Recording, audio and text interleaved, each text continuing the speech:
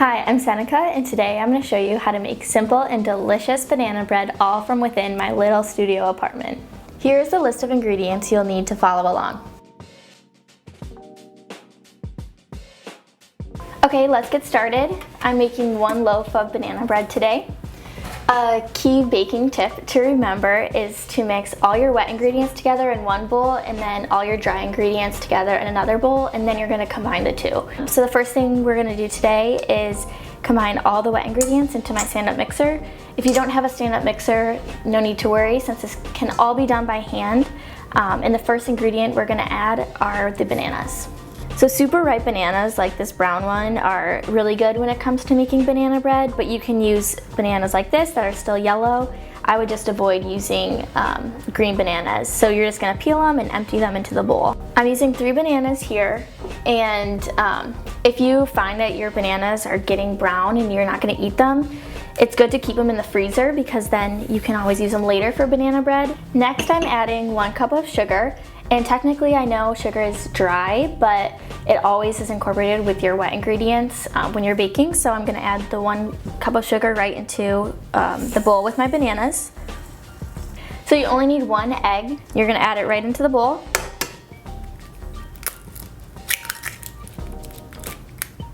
And then you're going to add 1/4 cup of melted butter. So a trick is just to scoop out 1/4 cup and put it in the microwave for only 10 seconds or else your butter will get too hot.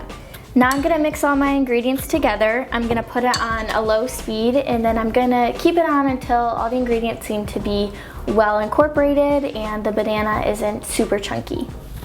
Oh my God. Now it's time to mix the dry ingredients. So in this bowl I have 1.5 cups of all-purpose flour. We're doing all of our mixing in here. And then I'm going to be adding 1 teaspoon of baking powder right to the top, a pinch of salt, a pretty big one, about a teaspoon right in it. And then I'm just going to be shaking a couple shakes of ground cinnamon. This is optional. I personally like cinnamon in mine and it adds flavor. So it's going to look like that.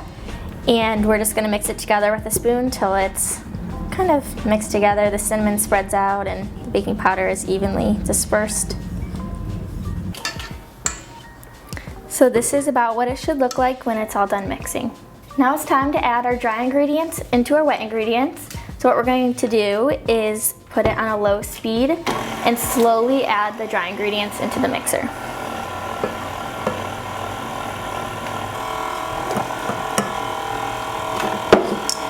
It's only been mixing for about 15-20 seconds, and that's really all it needs.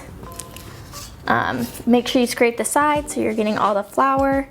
Now we just give it one more mix, and that looks good to me. This is an optional step we're going to do next. You can add nuts or chocolate chips, raisins, anything you want inside your banana bread goes in at the end. So this time I'm adding about 3/4 of a cup of walnuts, and you're just gonna throw it in and then mix it together by hand.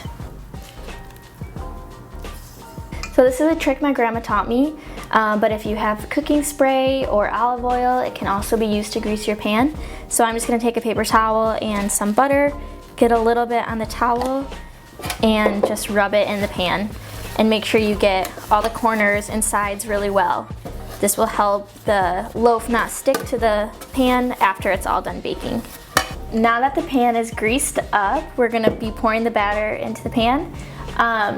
What I usually do, which this is another optional step, is pour about half the batter in and then drizzle a little honey and cinnamon on that layer just to get it like extra sweet and flavorful, and then pour the rest of it on top, and then do that one more time on the very top. You could also add like granola or more nuts or anything on the top if you want it to be a little more decorative. By now the oven should be preheated, so we're gonna put it in for more or less an hour. You'll know when it's done when you can pull a toothpick out or a knife out and there's no batter left, it's perfectly clean.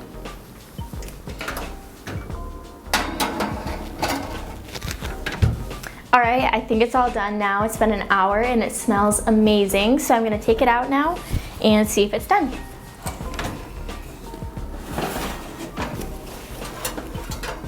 Now I'm gonna give it a poke to see if it's cooked all the way through. Somewhere in the center. Clean. All right, so this is Sam, and he's here to try it with me. I personally think the best way to eat banana bread is with extra butter on top, so let's give it a try.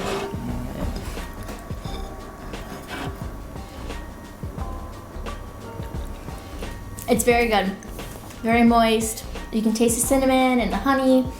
The nuts add like a nice texture to it. What do you think about it? I think it's absolutely fantastic, Seneca. You're right, it is very moist. I love it with butter on top, and it's probably the best banana bread I've had in years. Thank you. Thank you for watching. Thanks.